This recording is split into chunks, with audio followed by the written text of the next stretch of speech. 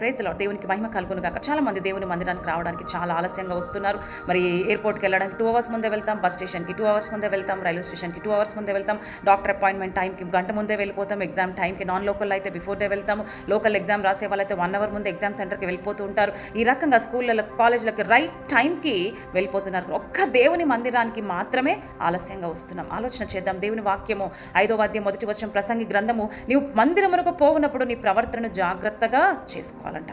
మరి మన మందిరానికి వెళ్ళేటప్పుడు ఏ టైంకి మనం వస్తున్నాము, మన ప్రవర్తన ఎలా ఉంది, మన బిహేవియర్ ఏ విధంగా ఉంది, మట్టు మర్యాద భయం భక్తితో ఆ రోజులు నేను మరి కరెక్ట్గా టైంకి స్కూల్కి వెళ్తున్నాను, టైంకి కాలేజ్కి వెళ్తున్నాను, టైంకి డ్యూటీకి వెళ్తున్నాను, టైంకి అన్నిటిని నేను క్యాచ్ చేయగలుగుతున్నాను, టైంకి నేను మరి ఎగ్జామ్ సెంటర్కి వెళ్ళగలుగుతాను, టైంకి అపాయింట్మెంట్ టైంకి వెళ్ళగలుగుతున్నాను, అన్నిటికి టైం చేసిన ఎందుకు నేను ఆదివారం దేవుని మందిరానికి రావట్లేని ఎప్పుడైనా ప్రశ్న వేసుకున్నారా మీరు?